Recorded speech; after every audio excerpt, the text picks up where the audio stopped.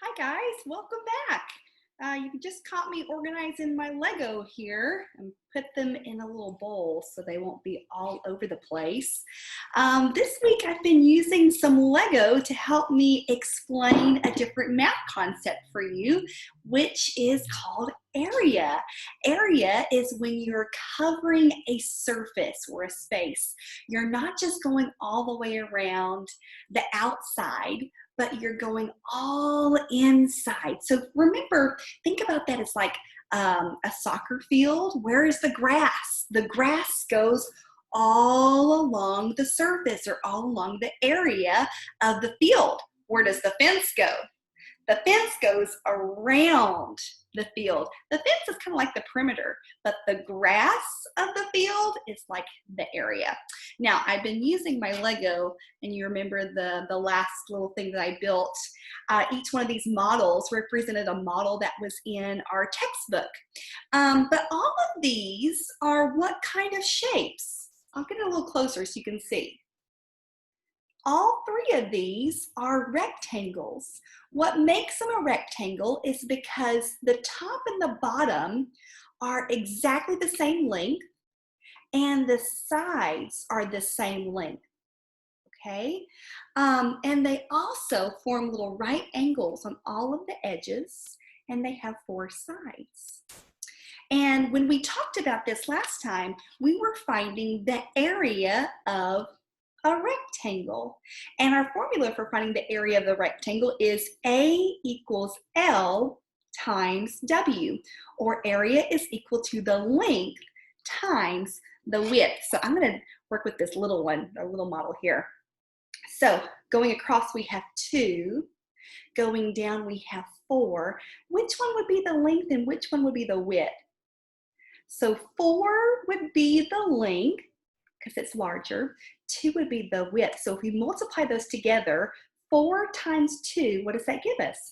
8, that's right. And remember, we always have to do something special with area. We square the units. So this would be 8 square units. That's how much area or surface that this model covers. Now, I'm going to put this right up here on the board so that we can see it and be reminded of it. But today, we're going to be learning about area of a square. Now, area of a square has its own separate formula, but don't worry, it's actually very similar to that one. But let's go back to our model again. This is a rectangle, so what would I have to add to make this a square? Think about what makes a square. It has to be the same length on all of its sides. So I would either have to take off 2, or I could do this. I could look at my little organizational bowl there and get out this one and plug it in. Did that make it a square? No, not yet, because we have 3 on the top and still 4 going down. What if I add this one? Now do I have a square? Yes, now I have a perfect square because I have the same number going across as I have going down. But that also means I don't have a length and I don't have a width. Instead, everything is the same. We call those a side. So the area of a square, to find that out, we're still going to be multiplying one side and the other side, the length times the width, but we're going to put it like this. Area is equal to S, remember that means side, times side. Area is equal to side times side. It's very similar in its meaning. The only difference for a rectangle is, remember, the sides aren't the same. So we can kind of think of these as the same as long as you're multiplying the top by a side you're going to be set. You just have to remember to square the units at the end, okay? Last time we were together, I introduced to you some new flashcards. Let me try those again, okay? So the first one I showed you was this one. 1 square foot is equal to 144 square inches. Remember, I drew a square foot on the board, and I drew 1 little square inch there. If I were to fill up this entire square foot with these square inches, I would have to draw 144 of them. My memory hook for that is I covered up the words square. Ooh, I can't really do it with my hand very well, but 1 foot equals how many inches? We know that to be 12. Then we took that number 12 and we squared it. To square a number means to multiply that number by itself. What is 12 times 12? 144. Let's look at the next one. The next card that I showed you last time was this one. It says 1 square yard. Remember, that would mean if I were to take my yardstick here. Oh, and the screen's a little too small. But if I, oh, we can get it there. If I were to measure a yard this way, a yard up, and make a perfect square with this yardstick, how many square feet of these guys could live inside? 9 of these squares could live inside of a square yard. My memory hook for this is to cover up the word square. 1 yard equals how many feet? 3. 3. Now let's take that number 3 and square it. Multiply it by itself. What's 3 times 3? 9. The next two, we just have to memorize that. The next one was a really big number because we're talking about a really big piece of land. And we measured land with an acre. 1 acre is equal to 43,560 of these square feet. My goodness, I definitely couldn't fit 43,560 of those inside my house, but maybe they could fit inside of your house. Maybe you have an acre of land or an acre of property. 43,560 square feet are in 1 acre. Remember, my hook for that was to flip these numbers and it'll say 3, 4, 5, 6. We just have to remember to not say it 3, 4. It's 43. And don't forget that 0 at the end. 43,560 square feet are in 1 acre. The biggest of them all is this one, a square mile. 1 square mile equals 640 acres. 1 square mile equals 640 acres. And you know what? You never know when you might hear these terms. Actually, yesterday, Mr. Evans and I, we were watching a show and we heard the term 1 square mile. We were listening to a fact that was on this TV program that we were watching, and they said that in Alaska, for every 1 square mile, there is 1 grizzly bear or 1 black bear. Oh my goodness gracious. That's a lot of bears. For every 1 square mile, there's 1 bear. They kind of have their own little home. They take up their own big space. Okay, would you go ahead and join me this morning by opening up your textbook? Today we're going to be on lesson 146. And you should see area of a square at the top of your page. We're on page 263. 263. There are a few special things that I want to show you in this yellow box. And we have a rule that I want you to either underline or highlight. The rule is this: the area of a square can be found by using the formula A equals S times S. Now, that means area is equal to side times side. But there's another way that we can write that. And this might be brand new for many of you. Highlight this. A equals S with a little bitty 2. Do you see that little bitty 2? That little bitty 2 is called an exponent. Can you say that with me? Exponent. And it's read this way. A equals S squared. We will never say that little 2. Instead, its name is squared. A is equal to S squared. That means we're taking that S and multiplying it by itself. And that's exactly what we see here underneath. It says, when a number is squared, the number is multiplied by itself. So if we have 4 squared, that means 4 times 4. What is 4 times 4? 16. If we have 9 squared, what is that equal to? 9 times 9. What is 9 times 9? 18. So we could say 9 squared is equal to 18, just like how we could say 4 squared is equal to 16. Whoa, let's look at this last one. 14 squared. Now, we might not know our 14 times tables, but I bet we could multiply this out and figure it out. 14 squared means 14 times 14. And if we were to do the math, that would give us 196. Oh my goodness. So squared means to multiply a number by itself. Whenever you're talking about area, your units will always be in square units. Now, typically, we will write that and abbreviate it this way. Remember, SQ period. Let's take a look at this square. How many units are going across? Let's count them. Here we go. Follow my lead. 1, 2, 3, 4, 5. There are 5 units going across right here. How many are going down? 1, 2, 3, 4, 5. There are 5 units going down.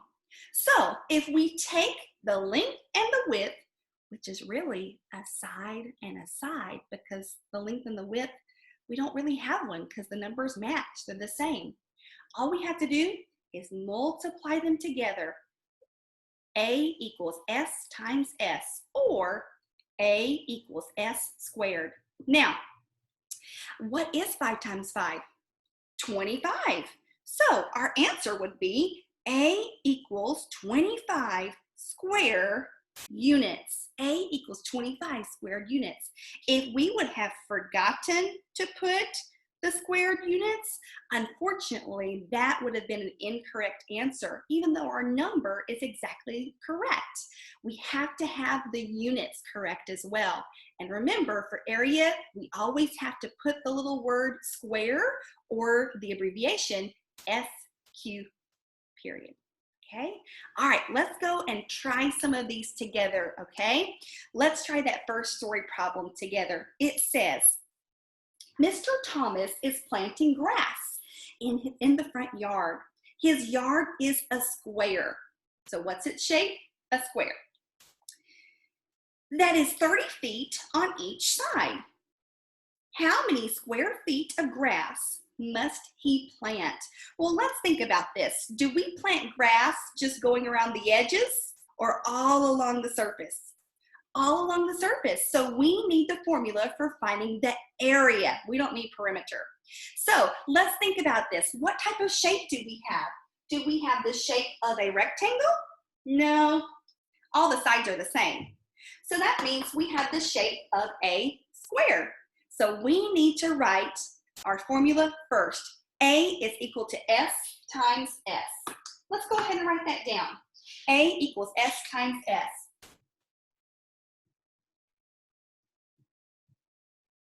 Now, let's plug in what S stands for. In this story problem, his yard or his area where he wants to put grass is 30 feet for one side. But remember, if we're talking about a square, all the sides are the same length, just like this square. All of the sides are equal. They're congruent. Now, let's just multiply 30 by 30. Here's a shortcut. How many zeros do you see here? 2. What's 3 times 3? 9. 90 is not our answer because we need to put the units of measure at the end. 90 what? Feet. But this is still not our answer. We're working with area, right? There's something a little special that we do with area. Remember all those little squares that can get everywhere? We have to make sure we square our units. SQ period. Now we have the correct answer. Your area must always be in square units. Our feet is going to be squared. 900 square feet. That is how much grass he needs to purchase, and that is how much grass he needs to lay down in order for his lawn to look nice and green just in time for the summer. Let's look at the next one. Mrs. Thomas wants wall-to-wall carpeting in the family room. The room measures 10 feet by 12 feet. How many square feet of carpeting does she need? How many square yards does she need? Now there's a hint there, but we'll get to that hint in just a minute. But let's first of all think of the room. What is the shape of the room? It's not a square. Why is it not a square? Because the sides are not the same. Since the sides are not the same, we have a rectangle. So that means we need our formula for finding the area of a rectangle. Let's write that down first. A equals L times W. A equals, what was our length? Our length was 12, because that's the larger unit, the larger number. What was our width? 10. Let's multiply them together. 12 times 10, 120. Don't forget your measure. How are we measuring this room? In feet. But this is area, so it has to be square feet.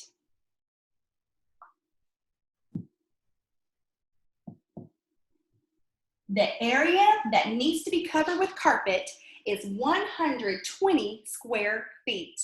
Now, this is really important to know because whenever you're purchasing flooring, whether it be carpeting or tile or linoleum or hardwoods, they typically sell them by the square foot. This is a square foot right here. So if you were to go into a carpeting or a flooring store, you might see a price like this. $3.95 per square foot. Wow, that means just to cover a spot on your floor this small will cost you $3.95. Doesn't that kind of put into our mind how important it is to take care of the things that we have? Oh my goodness, everything has a price attached to it. So let's stop and think the next time that we make a mess on that floor or there's something on the ground, pick it up. Let's take care of the things that we have because our flooring can be very expensive and very pricey. As a matter of fact, stay tuned. In some future lessons, we're going to have a story problem finding out just how expensive a new floor can be. Yikes, we might have to break open that piggy bank. Okay, so we have come up with the first answer, 120 square feet, but notice there was a second question that they put at the end. It says, how many square yards does she need? Hint, to find square yards, divide the square feet by 9. Well, why are we dividing by 9? Because 9 is our new special number. Whenever we are going from a square yard to square foot, 9 will always be our special number. So we're going from a foot to a yard, smaller to larger, divide. We're going to cut that into equal pieces, and our special number is now 9. Let's go out to the side and do 120, erase our flooring so I have extra room. 120 divided by 9. 120 divided by 9. 9 goes into 1, can't do it, no ma'am. 9 goes into 12, one time. 1 times 9 is 9, goes straight down. Subtract, take 9 from 12, 3. Compare, 3 is smaller than 9. bring down your 0. How many 9s go into 30? Oh, count quickly, quickly, quickly. What'd you get? Okay, let's move on. 3. 3 times 9 is 27. Subtract, we get 3. Compare, is it smaller? It is. 3 is smaller than 9. Do we have anything left to bring down? No. So instead of bringing something down, we're going to bring the 3 up. 3, fraction bar, 9. Now let's stop and ask our 2 questions. Number 1, is this a proper fraction? Yes. Number 2, is it reduced? No, it's not reduced, and we should reduce it. So let's go ahead and divide to the side by the biggest number possible. Oftentimes, the biggest number possible is the smaller number, 3. Can we divide 3 by 3? Of course we can. 9 divided by 3 is 3.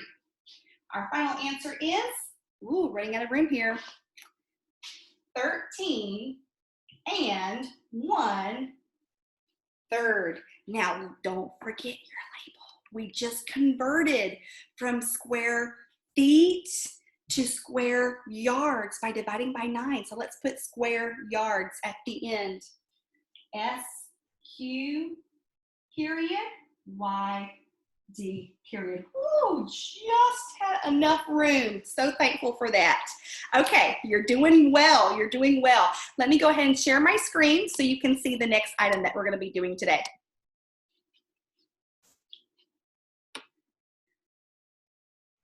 There we go. So we got all of our highlights there. We've worked all of our problems. For story problems, we're all set. Let's go down to section 2. We're finding the areas of squares with these dimensions. Let's go to this letter B. Let's do letter B together, okay?